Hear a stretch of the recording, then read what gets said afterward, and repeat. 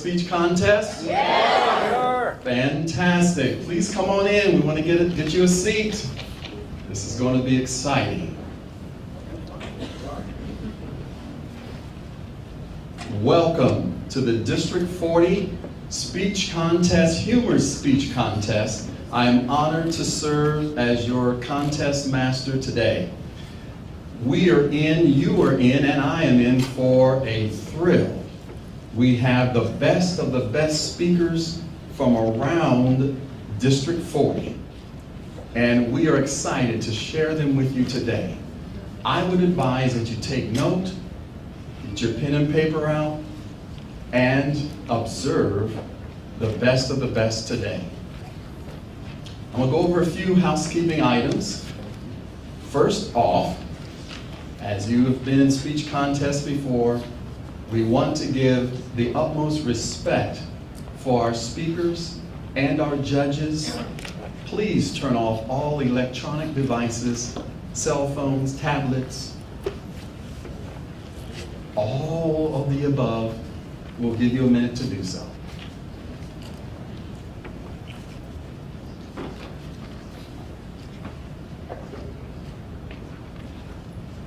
Please hold from taking photographs or videos. We have a videographer from District 40 that will be capturing this contest today. I'm sure it will be posted on the website, so you'll be able to access it in the future.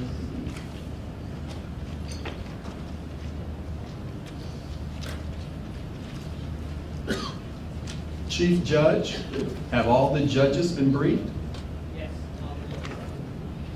Thank you, Mr. Chief Judge. Mr. Contest Chair, have all the contestants been briefed? Yes, they have.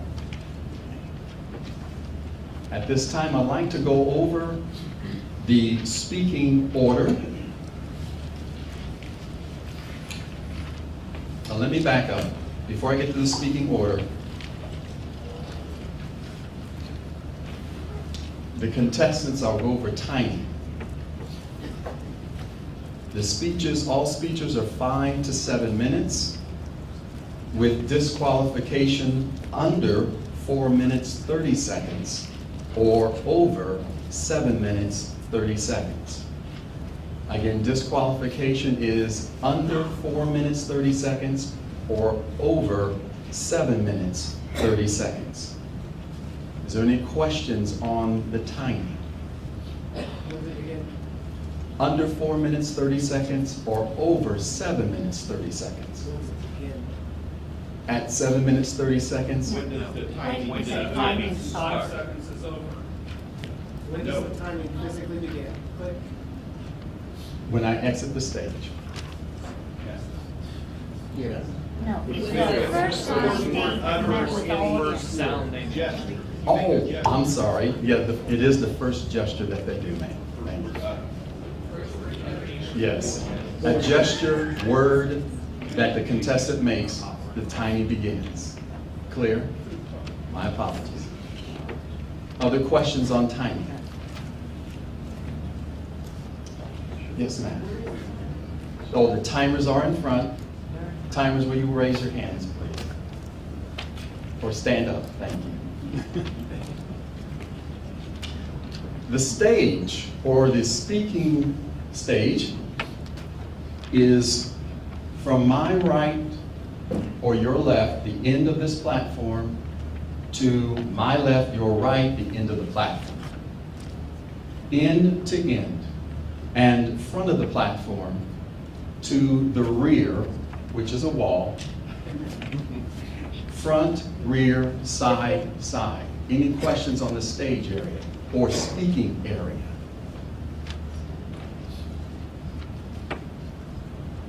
Each of the contestants, there will be a 1-minute period of silence between each contestant to allow for our judges to score. We appreciate your silence. Save the last contestant, which will have 2 minutes.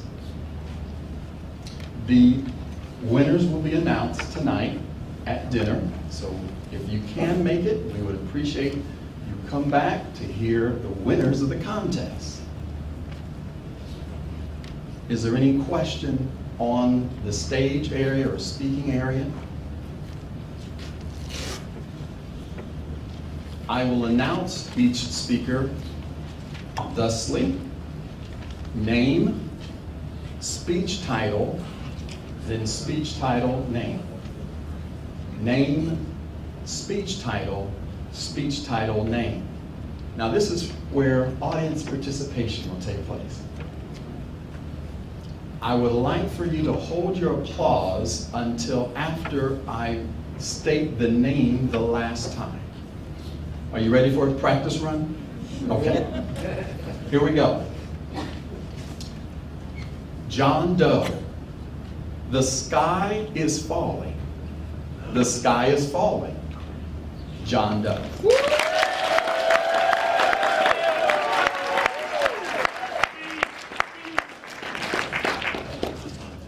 Hecklers will be escorted out. I didn't know it was that easy. Any questions on the announcement of each of the contestants? Are we ready for a contest? Yes! Thank you. That was a test. The speaking order is contestant number 1, Noah Weaver. Noah Weaver. Number 2, Christy Powell. Christy Powell. 3, Kyle Alfriend. Kyle Alfriend. 4, Andrea McGlamory. Andrea McGlamory. 5, Billy Hall. Billy Hall. Number 5. Number 6, Jung Jing. Jung Jing. Number 6. Number 7, Barbara Mackey-Zeigler. Barbara Mackey-Zeigler. Number 8, Brian McAfee. Brian McAfee. Number 8. And final contestant number 9, Martha Espinosa. Martha Espinosa. Any questions on the speaking order? I think we're ready. Ready for the contest.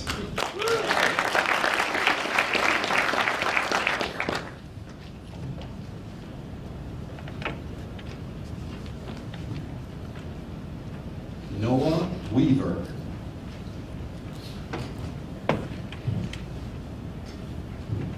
Beating procrastination. Beating procrastination, Noah Weaver.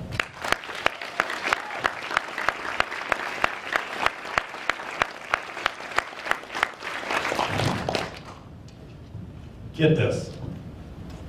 According to a recent study in the Journal of Selection and Assessment, human beings waste, on average, 25% of their time procrastinating.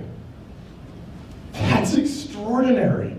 That means that if you're a human, you spend a quarter of your life, 15 minutes every hour, 6 hours every day, and 3 months every year waiting for you. Contest chair, fellow Toastmasters, guests, we're messed up. But if you, like so many humans, struggle with procrastination, I'm here to encourage you, because I'm here to tell you that according to science, you're not alone. Another species that struggles with procrastination is pigeons. For real, pigeons. I brought the evidence with me right here. It's all in a peer-reviewed article in the Journal of Experimental Analysis of Behavior, and it's titled, for your information, Procrastination by Pigeons. Preferences for larger, more delayed work requirements.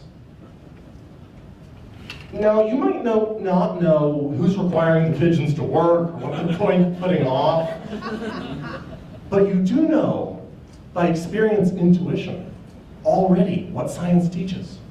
You've seen the pigeons. You're walking along downtown, you see some pigeons there on the edge of a building. What are the pigeons invariably doing?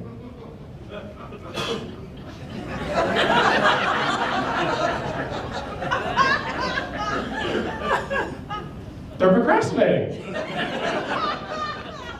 Later that evening, you've had a nice dinner, you're walking down the sidewalk, something warm and white hits your hand.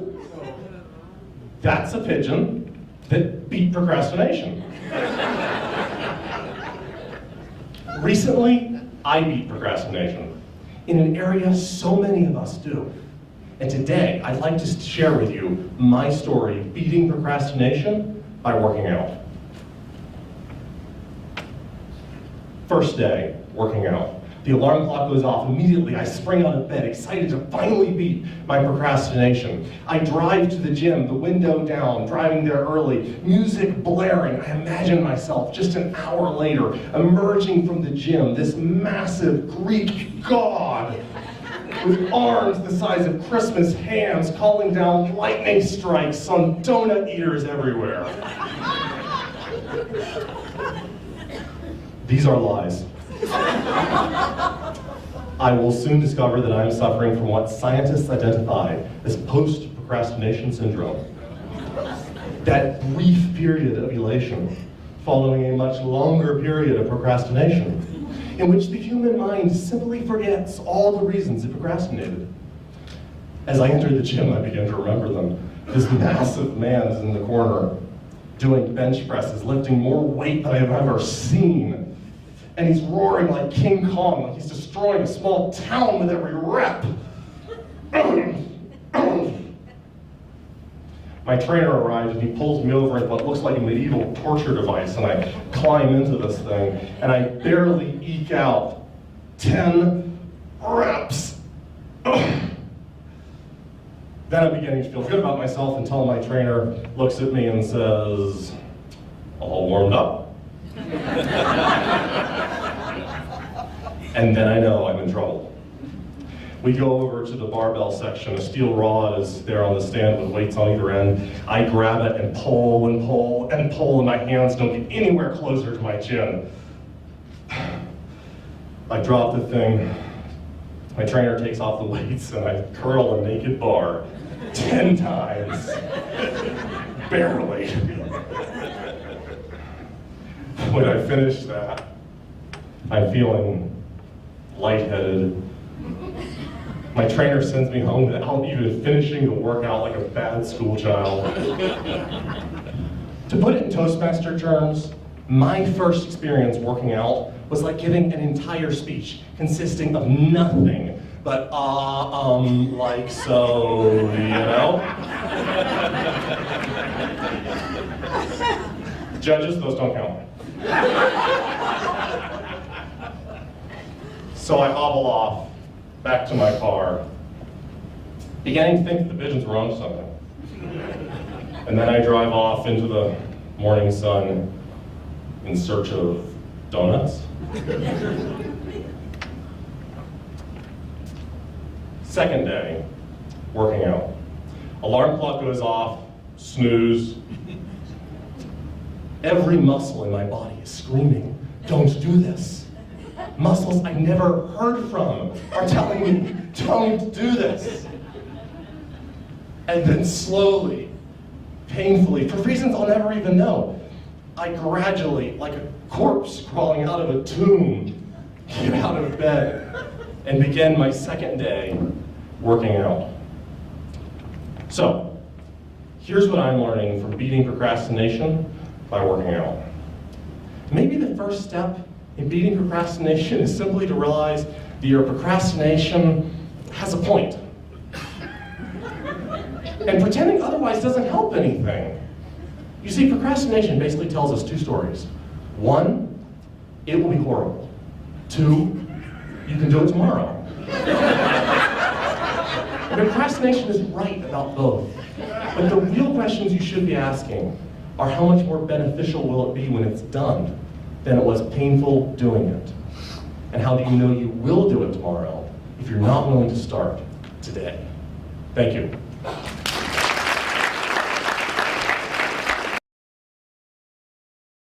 Timer. Christy Powell.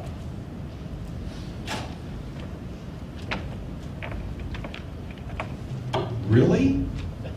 Really, Christy Powell.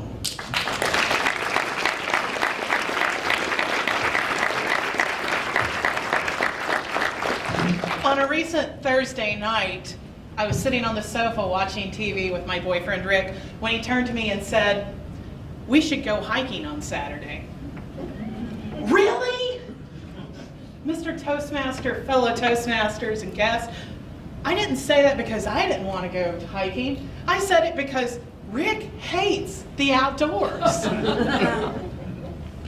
But I agreed. And on Saturday morning, we drove to Doe Run Lake near our house, and we parked in the parking lot. And I said, you have two choices. We can go that way and go across the dam. There's a level gravel road. There's scenic views of the lake. Or we can start this way at the pit toilets, and it doesn't get much better. He picked the pit toilet path, by the way.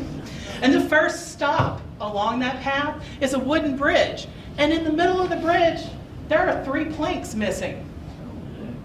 Undaunted, he charges straight across. I'm following up with our dog, Maddie, a 90-pound, 7-year-old Labrador. And she turns to look at me. Really? I get her across the bridge and we keep going. And the path goes from about 3 foot wide to 2 to 1 to you're really wondering if humans were supposed to take this path. It's muddy. There's been a landslide we have to cross and the whole roadbed is tilted at an angle. There's ticks. We had to crawl over trees. We're crawling under trees. We're going through ditches that are over 6 foot deep. And Rick says to me, I thought it would be more scenic. Really? What part of the pit toilet's the best part of the trip? We finally get to a place where you can see the lake, and I turn on my phone, 20% battery. Oh. Rick, can you take pictures the rest of the time? Really? I didn't bring my phone. Oh. So I turn off all of our connectivity because this phone is our only lifeline at this point. And we keep going, and we get to the next bridge on the path. It has been hit by a flood. The whole bridge is not really where it should be and at an angle. I think this would be a good place to turn around. Rick goes across. Since it doesn't collapse, I figure, why not? Go on, Maddie. The dog goes. I go across, we all make it. And we keep going. And I can tell that Rick's level of enthusiasm for this hike is plummeting the further we go. And so I decide to lead the way because I do make maps for a living. I know where I'm going. And then behind me, I hear, Christy, stop. For 9 years, I've heard from Rick how he doesn't understand how everyone in Cincinnati has allergies. He has no allergies, but I know that wheeze. And I turn around and his eyes are swollen shut. There are tears leaking out. His nose is running, and it's obvious he is having trouble breathing.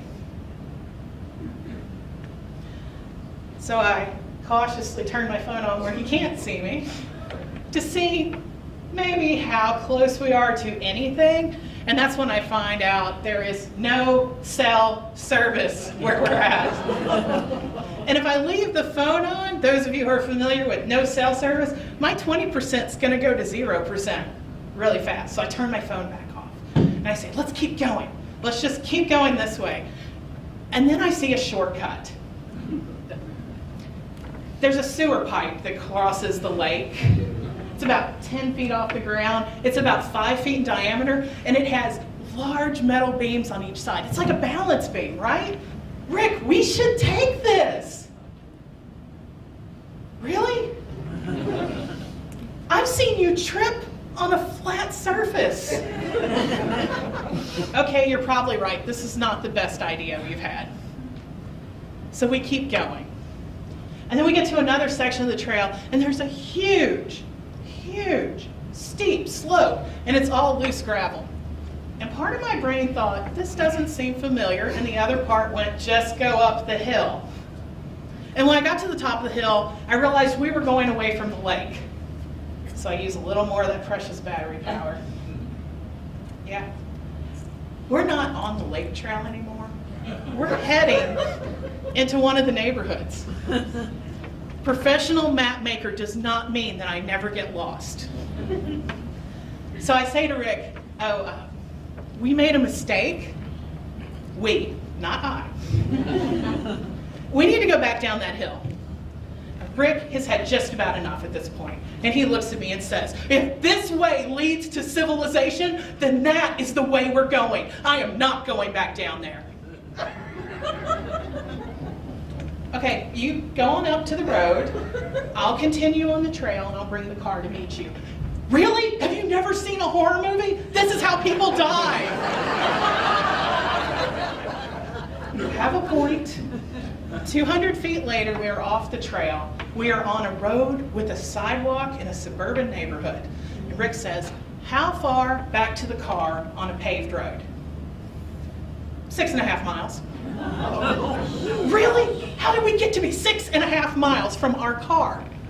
Well, subdivisions, the way they're, long conversation later, we decided our best course of action would be to call Uber.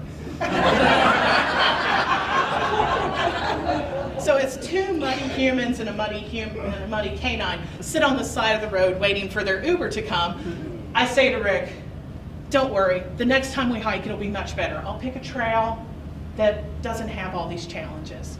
And he said, I am never going into the woods again. Really? I said, okay. Awkward silence. And then I see this shiny, pristine black vehicle, black interior. And I stand up and wave because I know that's my Uber. And he looks at me, and even though his mouth never moved, I know what he was thinking. Really? Mr. Toastmaster.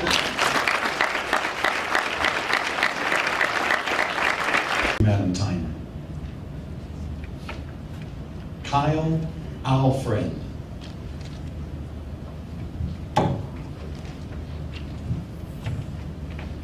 Been there, done that, killed it. Been there, done that, killed it. Kyle Alfriend.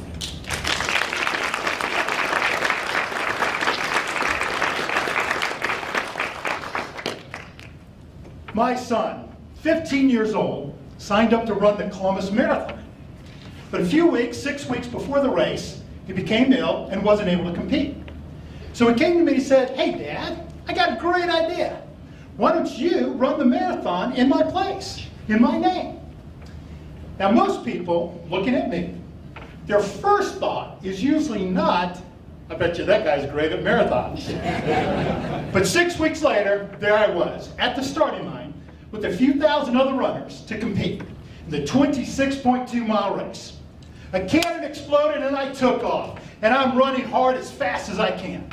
We're going up against these powerful headwinds coming straight at us, and I'm pushing and I'm pushing, and I remembered that I've been told if you hit these headwinds, you need to find somebody your size or bigger and draft off of them. So I start looking around. Then it dawns on me, I'm in the middle of a marathon course. There ain't nobody my size or bigger. So I just hunker down and I'm pushing and I'm pushing. And as I'm going, I start hearing the sound of footsteps, like somebody's about to pass me. But they don't pass, and I keep looking. And I keep hearing them. There's nobody behind me.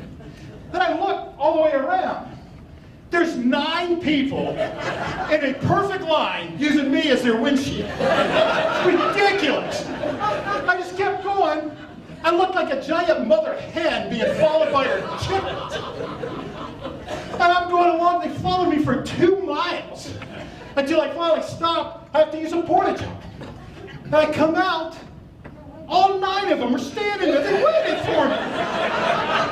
This is insane. Go I keep going.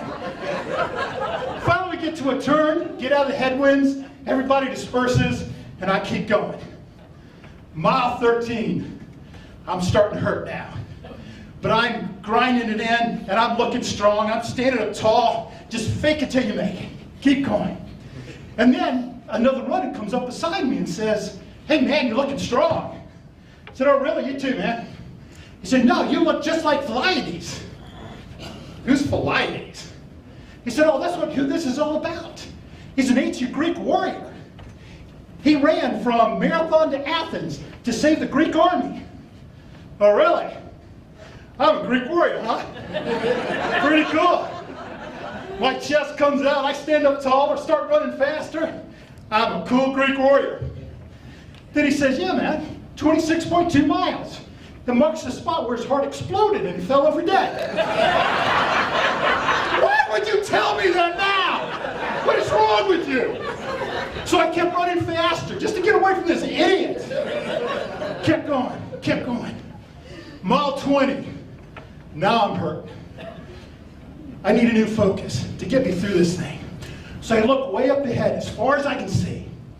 See this beautiful girl running, dressed all in this neon pink outfit, long blonde hair. There's my focus. If I can just catch up to her, I can get through this. Every step just a little closer. I kept going. Mile 25. I got this. Only about a mile to go.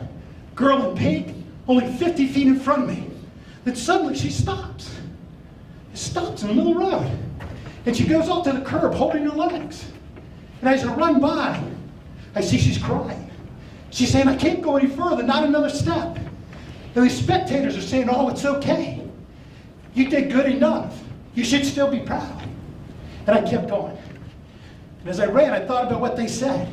And I knew they were wrong. She would regret that decision for the rest of her life. You see, every one of us, we weren't really competing against each other. We're competing against ourselves, against our fears, our inhibitions, our barriers. And you can never, in that race, never quit, never give up.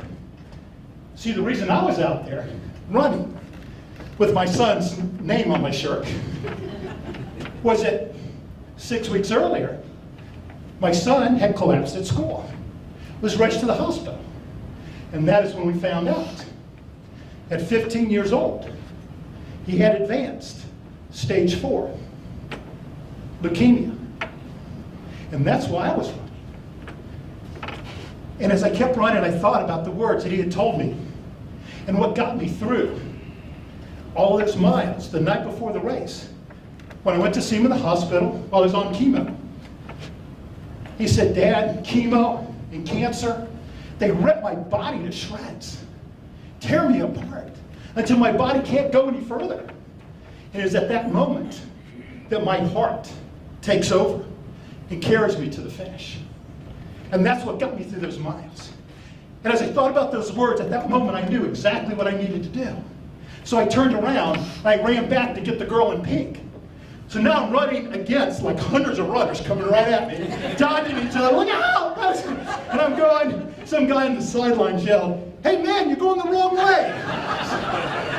"Thanks for the clue, Sherlock." And I got to the girl in pink and I said, come on, you gotta finish, you gotta keep going." She said, "No, I can't, my legs, they're shot, they're done, I can't go any further." I said, "Don't run with your legs, run with your heart."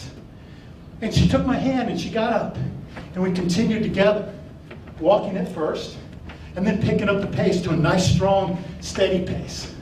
Soon we could see the glorious finish line, the balloons, the flags, the screaming spectators.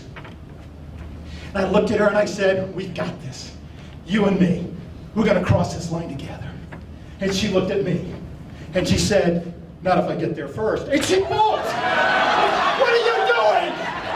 So I take off in an all-out sprint, my body's screaming in pain, but there's no way she's gonna beat me. No, this is my race, and she is not gonna beat me. Yeah, she beat me. It was ridiculous, like 3 feet in front of me, literally. I crossed that finish line, and "What is wrong with you?" And she turned around and came up and gave me a big hug and kissed me right on the lips. And she was a really good kisser. So I said, yeah, we're cool now. And then she runs off and starts hugging and kissing some boyfriend or something on the sidelines. And so I called my son in the hospital with my wife, and I said, I did it. 26.2 miles. Been there, done that. And the greatest joy of my life was 17 months later, sitting in his hospital bed, learning leukemia cells were finally dying. And he said, Dad, cancer. Been there, done that. And I killed it. Thank you.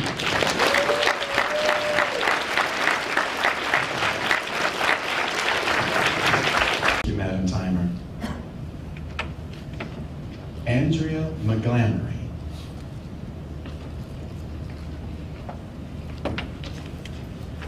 Date night gone wrong. Date night gone wrong. Andrea McGlanery.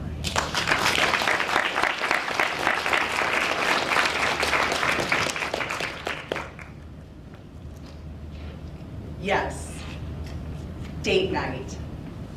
My husband James and I get very excited about date night.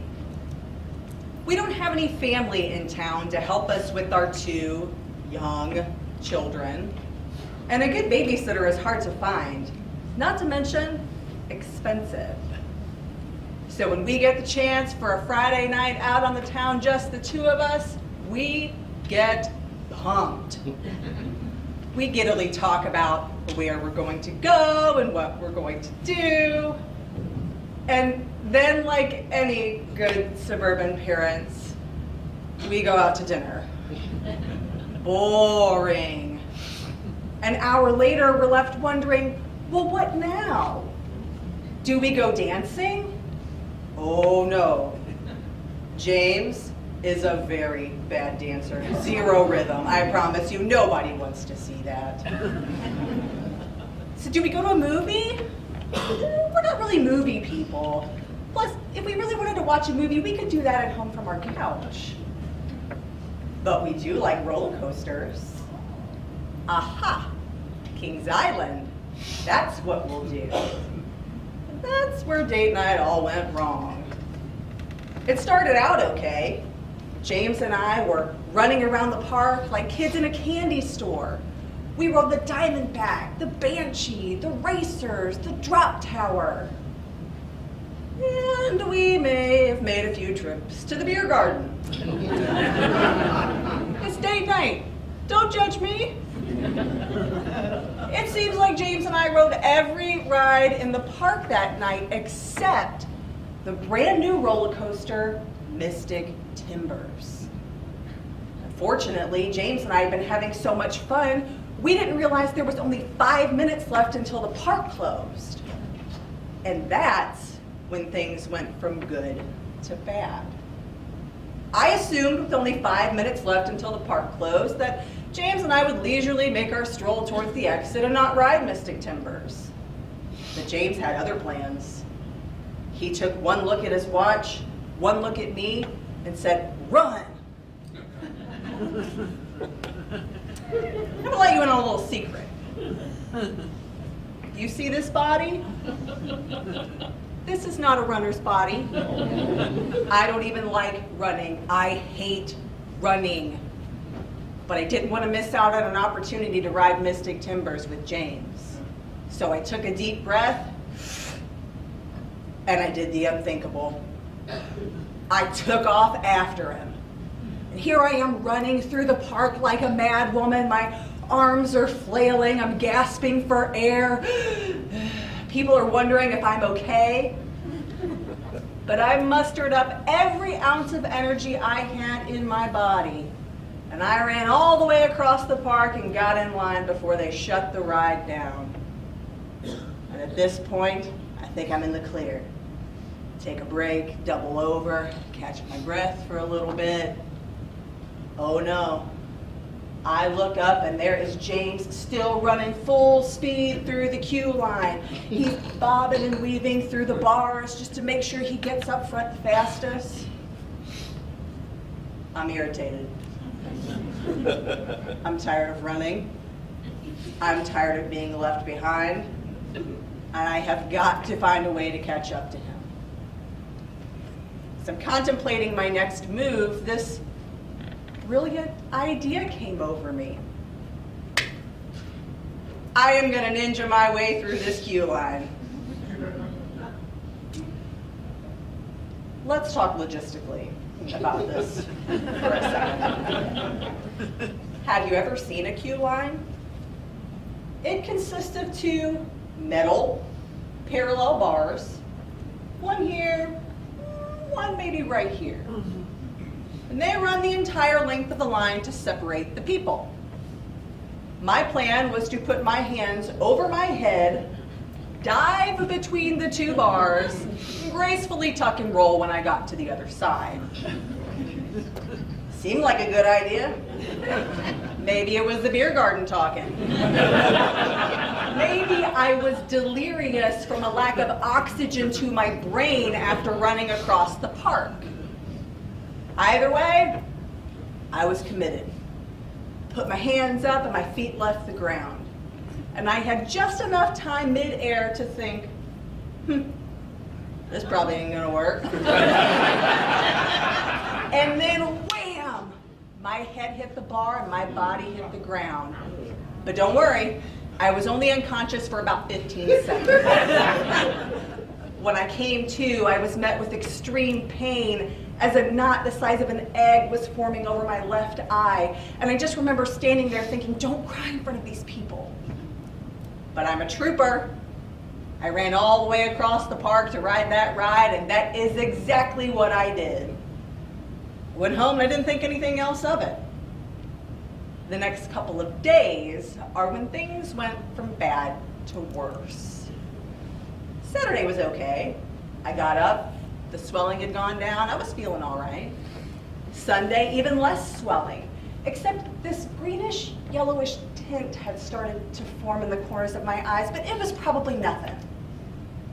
And then Monday, Monday.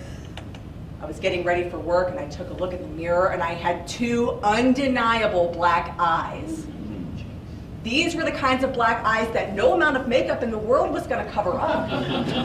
I had to go to work. What was I going to do? What was I going to tell my coworkers? Well, I did the only thing I thought I could do. I put on my dress and my high heels and I walked into the office sporting my two black eyes as accessories. But my coworkers thought it was hysterical, this story of date night gone wrong, but me, I was humiliated. I had to avoid my clients for 2 weeks. It was not my proudest moment. What did I learn from it all? 1, running is bad for your health. 2, the beer garden at Kings Island is not your friend. And 3, never under any circumstances should you ever attempt to perform a ninja stunt trick unless you've been properly trained. Follow these 3 simple rules and your next date night is sure to be less painful than mine. Thank you.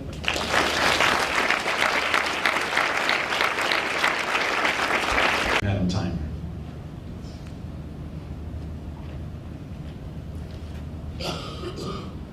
Billy Hall.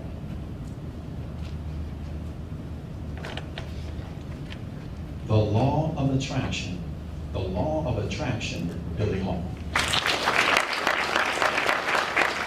Thank you, Mr. Toastmaster, and fellow Toastmasters and guests.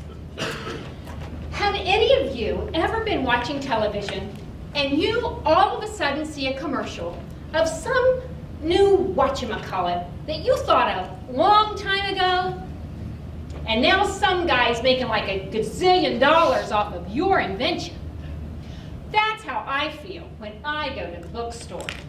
I tell you, I could have written half the books in there. Did you know that somebody wrote a book called The Law of Attraction? Seriously? I know all about the law of attraction. Now, it did take me a while to figure out how to get it to work just right. You see, the attraction was working on me just fine. I just couldn't figure out how to get it to work on the other guy. Take Robin Wingate, for example. That's the boy that sat next to me in the first grade. And talk about attractive. That boy was attracting my attention right away. With his little Ricky Ricardo slick back hair and his big brown eyes. He was attracting everybody, in fact. But according to the law of etiquette, I made certain that all the girls in first grade knew that he was taken. But that little Robin was just too cute for his own good. Besides, my best friend Linda said that she saw him first. So we had this whole tug-of-war thing going all year long. Until, on the last day of school, I decided to do something about it. Because after all, you can't get in trouble on the last day of school, right? And I'm sure it would have gone off without a hitch if I just hadn't been so sure of myself. You see, I bragged to all the girls that I was going to kiss Robin Wingate before we got on the bus that day, and somebody blabbed their big mouth. You know, Robin was a really nice boy. He never got in any trouble. But then his daddy was a preacher, and I'm pretty sure he was really strict at home. There he was, waiting in line with all the other boys, probably just praying that bus door would hurry up and open. When up I walked with a big grin on my face. Well, that was all it took. He was off like a shot. He ran way so fast he beat one of the boys in the head with his lunchbox. The whole sidewalk was covered with crayons and books and squashed art projects. He flew back in that school, taking the stairs 2 at a time. He left nothing but a wake of papers in his a whole wake of papers. And I turned and I shouted in my biggest voice, "You get back here, Robin Wingate!" Normally, that would have stopped him in his tracks. I suppose the embarrassment of being kissed by a girl in front of all those boys was just more than he was willing to take. "Oh, no, you don't, Robin Wingate!" And I ran after him. About this time, my friend Linda must have figured out that I meant business. She knew if I caught him, I was going to plant one big one right on the lips. I didn't think that little Miss Priss had it in her. She jumped out of line and she grabbed Robin by the shirt, whirling him to the ground. Luckily, I had just cleared the last step, and I pounced in the middle of him, pushing Linda aside and pinning Robin to the ground. Linda was yanking on my hair with all of her might, but she was too late. Smack, right on the lips. Robin was branded for life, and everybody knew that he was mine. 3 very unhappy mothers had to come to school to get their kids that day, because the school bus didn't wait on us. Now, I don't know what kind of trouble Robin got into, because his family moved that summer. I never saw Robin again. I'm sure little Linda got exactly what she deserved. And, well, as far as I went, you might say that my heart and my bottom were quite warm. But it was worth it. Now, you would think that my parents, of all people, would have understood. After all, they kissed all the time. But then, they didn't have the book. So maybe they didn't know about the law of attraction. But I sure did. And boy, does it work. Thank you.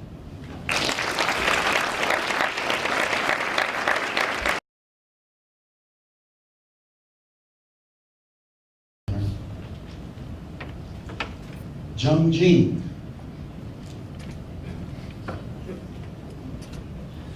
Swim. Swim, Jungji.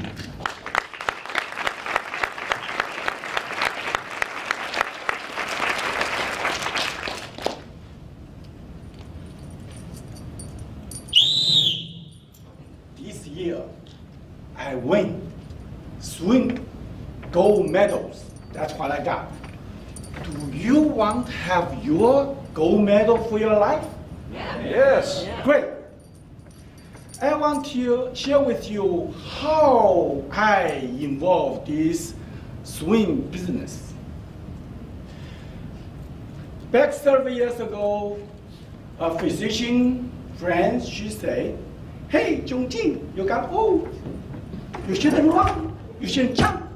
It will hurt your knees." Therefore, I figure out, only thing I can do is go to swim. That swim pool is 4 feet deep. 1, 2, 3, 4. I stand on the bottom of the pool. 1, 2, 3, 4. I stand on the bottom.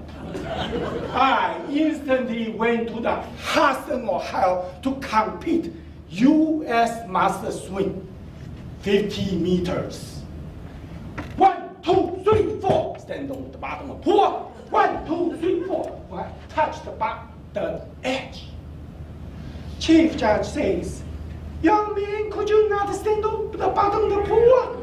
I say, "Yes, man, I will do my best." Push. 1, 2, 3, 4.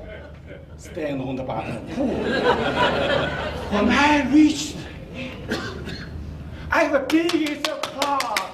Do you know why? Why? Hey, if I didn't leave the pool, they are not going to continue the competitions. I keep going to compete.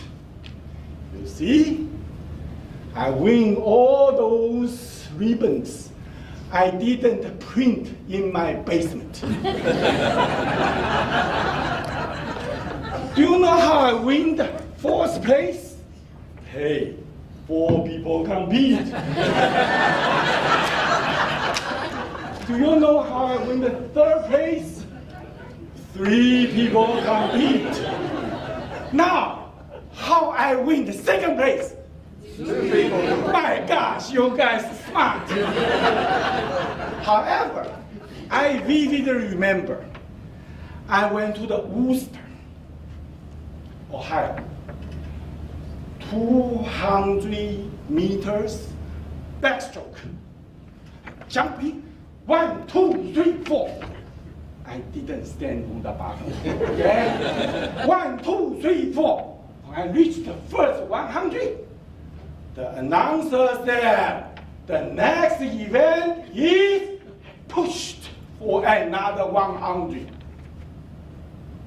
However, hey, I got my first gold medal. Do you know how I got it? Hey, at that event, that age group, I was the only one.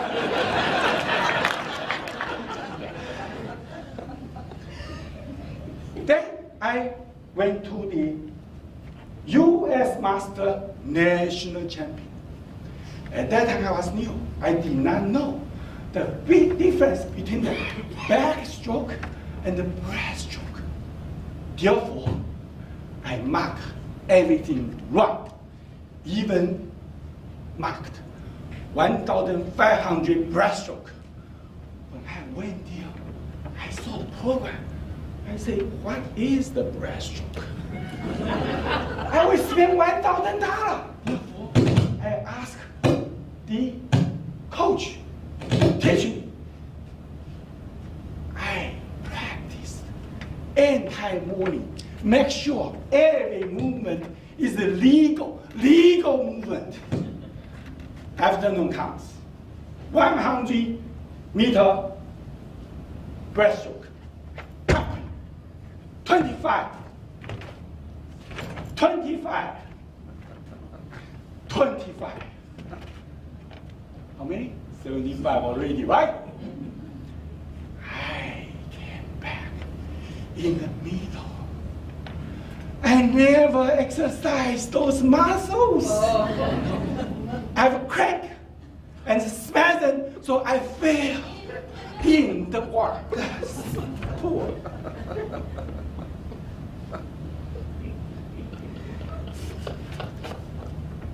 Silent.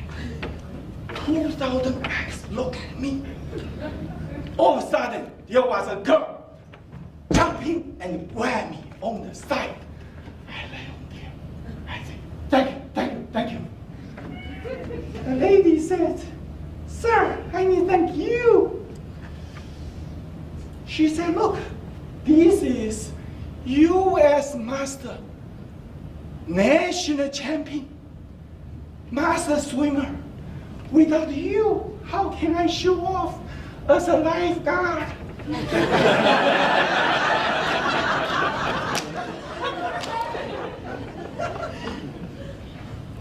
Ladies and gentlemen, in our life, we make a lot of mistakes.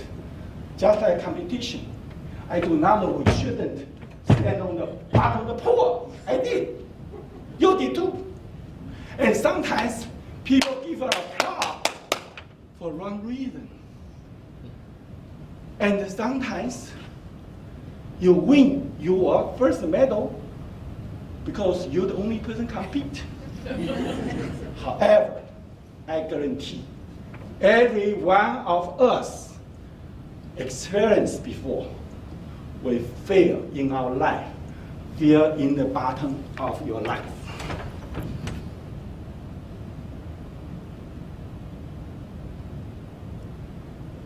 You gradually stand up.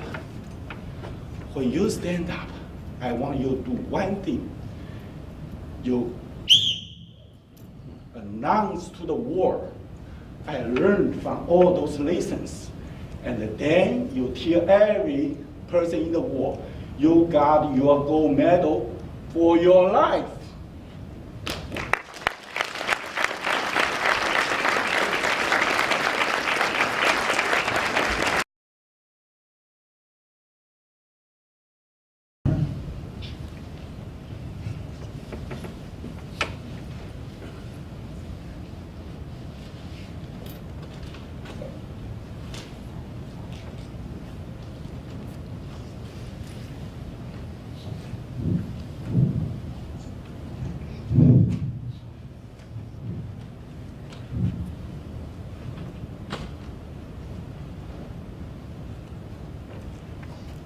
Barbara Mackey-Zeigler.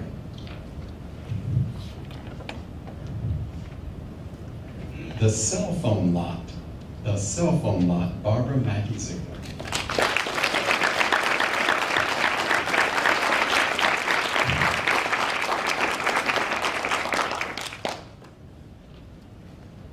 Fellow Toastmasters and honored guests, how many of you have picked someone up at the airport? Maybe you have a story or two to share. No, not so much? Then you've never parked in the cell phone lot. Let me tell you how I found myself there. You see, my friend Jackie told me it's the place to wait. Everybody does it. She went on to tell me that the cell phone lot is a free parking lot at the airport where people wait for a call from their family and friends rather than circling aimlessly around the arrival sites, which is what I've always done and would have done. It made sense to me, and that's where I headed the day my daughter was to arrive.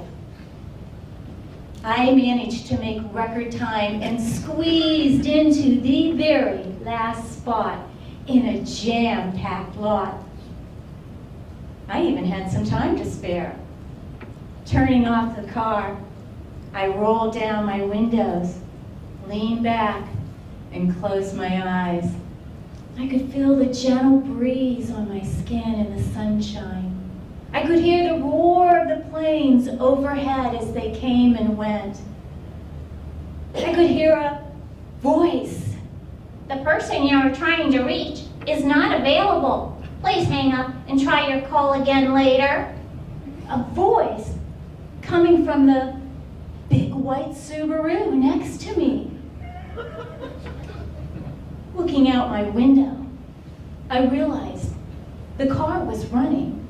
The windows were rolled down, and the car's speakerphone was on. Inside sat Subaru guy, wearing red Ray-Bans, dialing and redialing the same number with the same message over and over, oblivious that we all could hear him. What would happen if someone answered? I realized I needed to find something to do. I looked around the car and I spotted that old Kroger bag, you know, the one in the bag that every time I roll down my windows and drive fast, it rattles, but it never flies out of the car. Grabbing the bag, I thought, I might as well clean out my car. It's something I do once or twice a year, whether it needs it or not. Filled up the bag, tossed it to the back. That's when I saw him, the big guy. He was moving fast between the rows of cars, closer to me. Now this guy was really big. He was at least 6'6", with muscles rippling out of his sleeveless, torn t-shirt. His head was shaved, not shiny. The tattoos that went down the side and his arm. It was like Chippendales meets Hell's Angels. He wore dirty, low-hanging jeans with gold-colored chains hooked to his belt loop that swayed back and forth as he moved forward between the rows. Big guy laughed as he passed me, lifting his hand and guzzling his beer.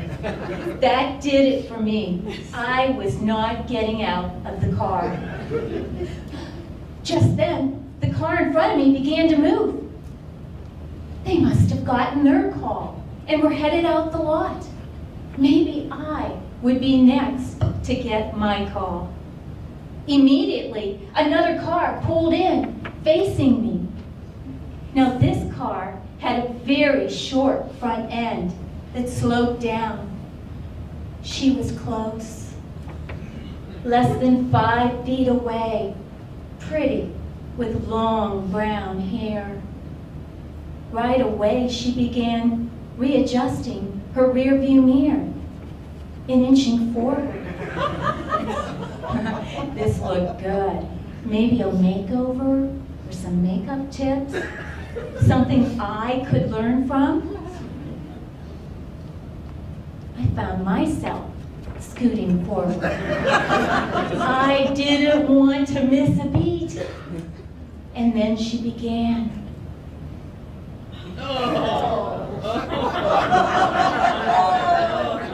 Pinching and squeezing in a circular fashion as she made her way around her face. I know what you're thinking. It was hard to watch this pimple extraction.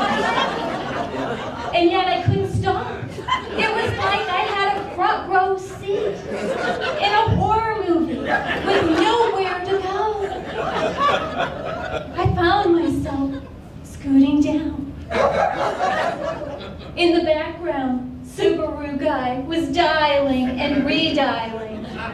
The person you are trying to reach is not available. Please hang up and try your call again. Could it get any worse? Yes! Pickle Girl pulled out the longest piece of dental floss I've ever seen and began flossing each and every tooth. She scratched and pulled her lips, inching even closer to the rear and closer to me.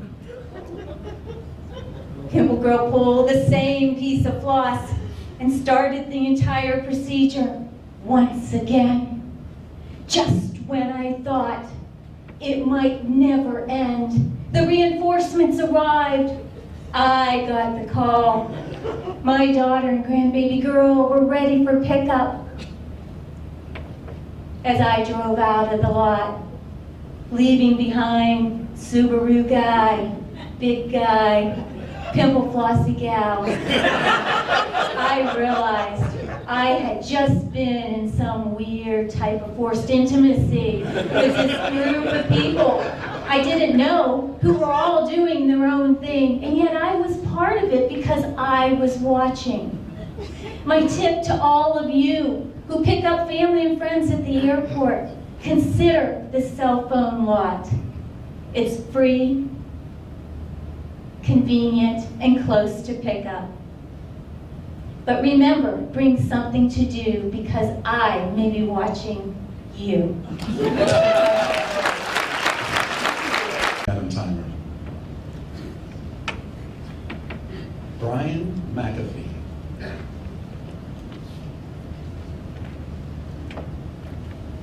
The cell phone. The cell phone, Brian McAfee.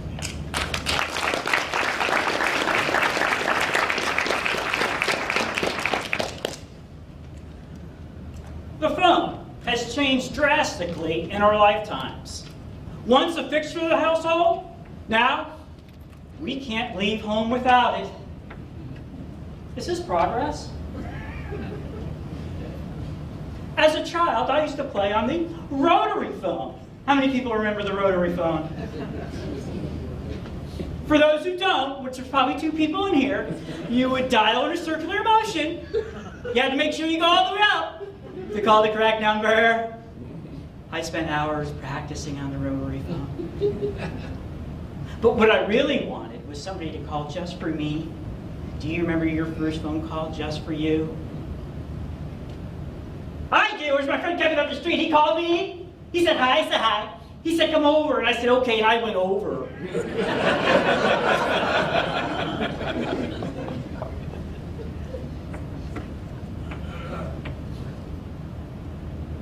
But with the cell phone, there's a lot of things to go with it. But what do we do as far as when I got a little bit older?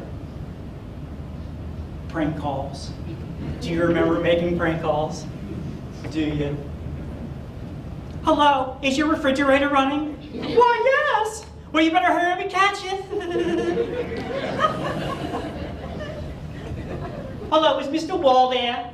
There's no Mr. Wall here. Well, sir, what about Mrs. Wall? There's no walls here. Well, sir, if you have no walls, how does your roof stay up with no walls?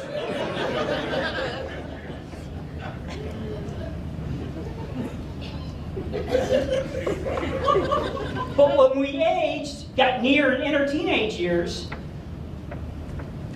the phone became a battle royal source of conflict. 5 family members, 1 phone line. Mom, I never get to use the phone. When do I get to use the phone? Brian, you'll get to use the phone in 5 minutes. Mom said 5 minutes. I get the phone in 5 minutes. Mom said 5 minutes.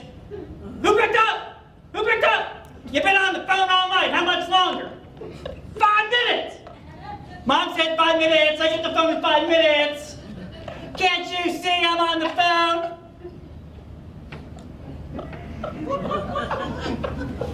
Now, my dad owned a telecommunications company, and to solve this problem, he installed another phone line. We were special. We had 2 lines. But then one day, my dad brought in a brand new phone. He said, Brian, look at this new phone. It's the new state-of-the-art technology digital phone. Come here, look at this thing. It's incredible. You got 2 lines, we have 2 lines. You have a conference call button, you got a mute button. You can call 2 people simultaneously, conference them in, they can talk to each other, and then you can hit the mute button. They can't hear you.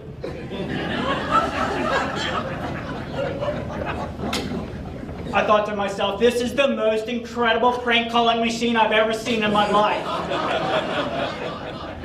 Now, ladies and gentlemen, this is progress. So my friends and I started making calls. Hello, hello, who's this? I don't know, who's this? You called me, I didn't call you. What are you talking about? You called me, I didn't call you. What are you, some type of wise guy? Hey, stick it up your butt, buddy.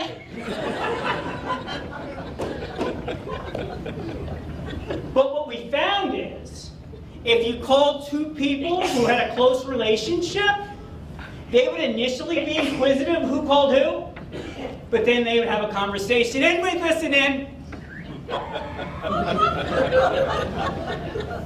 We called Jennifer and Michael. They were classmates of ours, dating at the time.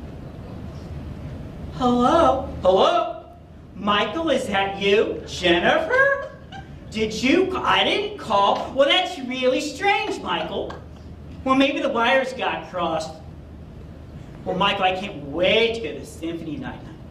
It means so much to me. Oh, no, Jennifer, I always wanted to go to the symphony. You're like, yeah, right. Michael's always wanted to go to the symphony. Sure, oh, okay, Michael. Michael's wanting to go to the symphony.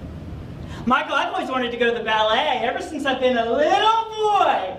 How about this, Michael? How about we go to the ballet and the symphony together? That would mean so much to me. Then what happened? The phone company came out with caller ID. It ruined my whole operation. And prank calling for future generations. If I call this progress, I think not. Now, most of us are addicted to the cell phone. Everywhere we go, we can't leave home without it. For me, I can't stop touching it. I touch it, I put it down, I touch it, I put it down, I touch it. Every 2 minutes, I'm touching my cell phone. What's wrong with me? I need help. I'm touching my cell phone. How many people here touch their cell phone every 2 minutes? Don't lie. Nobody's raising their hands. I don't know.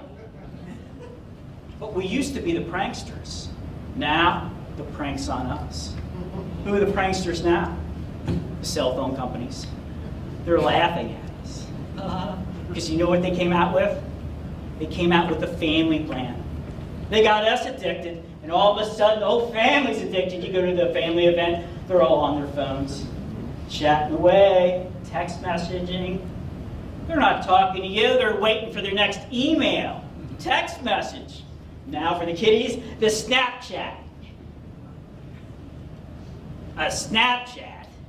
What's a Snapchat? You know, you send pictures of yourself and they're funny. That's not funny. Prank calling's funny. What's wrong with this generation? Ladies and gentlemen, the cell phone. Everywhere you go, people are on their cell phones. I went to Bob Evans this morning. First looked into the window, I saw a cell phone right in my face. 4 people sitting together, and I look in the window, there's the cell phone. I went to Whole Foods the other day. This guy's blocking the aisle, talking, yapping around on his cell phone. I said, hey buddy, get off your phone and move it. He looked at me. I said, yeah, you want a piece? But the cell phone has interrupted our lives, and it has shown no progress. Mr. Toastmaster.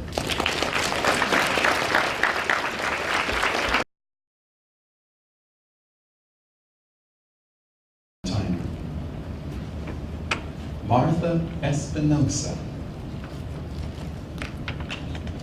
I'm feeling peachy. I'm feeling peachy, Martha Espinosa.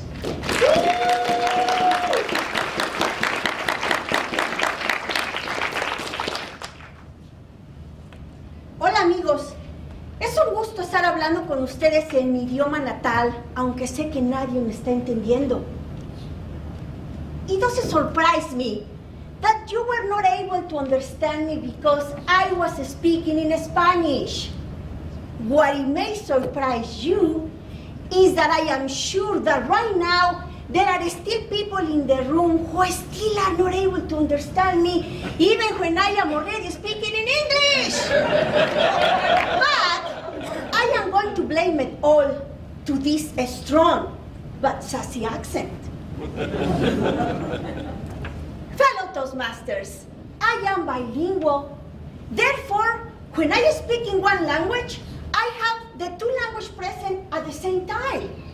Isn't that amazing? My friends, if you want to know about all the great benefits that comes with being bilingual and speaking with an accent, please say yes. Yes.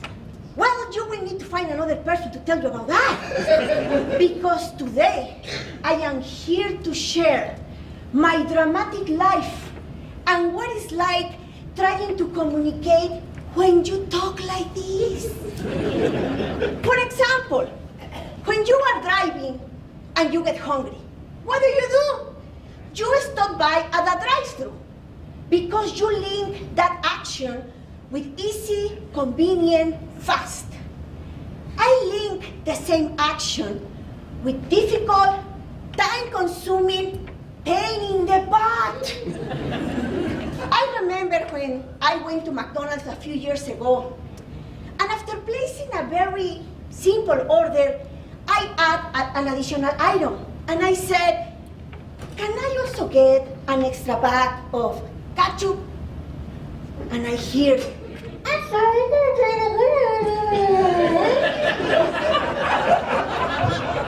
It is bad enough that they can never understand when I talk, and they ask me to repeat my order, not just once, but sometimes 2 or 3 times. But can we please acknowledge that all these freaking drive-thrus have their own communication issues? Have we ever considered creating a Toastmasters for drive-thrus? So, 80% of the time, they always ask me to move forward so I can place my order face to face. You may think, now they understand her, right? Well, all the time. And that day was no exception. This man was not able to understand my order. But don't worry, he was able to understand it. He just needed a little bit of clarification. He understood when I said, I need ketchup. You know that red sauce that you put on top of your fries? And then he said, oh, you mean ketchup? Yes, that. Or what about a few weeks ago when I went to my favorite coffee shop to get my breakfast that every morning? I was right there and I saw the time. I was late and I couldn't be late for my meeting with my boss.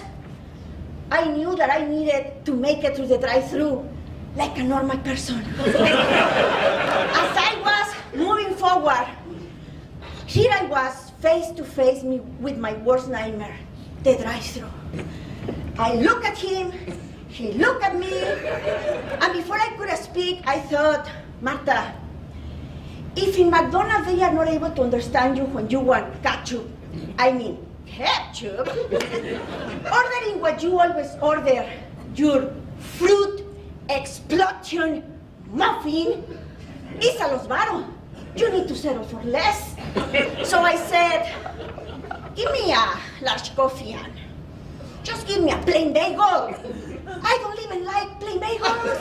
But that was the only thing in the freaking menu that I knew I could have a chance to pronounce and they were going to understand me. But sometimes my problem is the pronunciation. Like when a few months ago I went to Chicago to visit my daughter. And when I returned, I was telling everybody at work, I went to visit my daughter. You know, the one who's going to medical school. She's doing wonderful. The highlight of my trip is that I was able to meet her boyfriend, Kevin. Oh, such a nice boy. So nice, so kind, so handsome. But what I like the most about him is that he's so smart. Can you believe that before going to medical school, he went 4 years to jail? I noticed that I wasn't getting the reaction I was expecting. It was until the end of the week when I catch up with my best friend and he said, well, at least we know that the system works. What do you mean? Let's be honest. Any young man who makes it to medical school after enduring 4 years of hard work at jail is remarkable.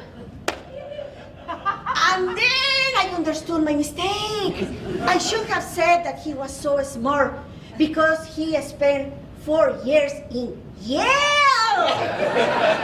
instead of saying 4 years in jail. Big difference. I called my daughter and I said, Maria, you know that trip that you are trying to do with Kevin this weekend? I think we need to delay it. Why? I need time to clean his reputation. Half of the people we know believe that you are dating an ex-convict. So now you know. And if you really want to help me, just stop confusing me. That morning I went to work and I asked one person, how you doing today? And he dared to say, I'm feeling peachy. Peachy? That doesn't have any meaning in my mind. My Spanish mind thought, este tipo está loco. My English man said, what is the expectation here? Do I need to answer like a fruit? Am I orange? Am I apple? He was driving me bananas! But at the end of the day, it doesn't matter how I talk. Because I am blessed to live in the best country in the whole world, where we embrace our difference. Let's continue to support diversity and inclusion. And by the way, I'm kind of feeling peachy now.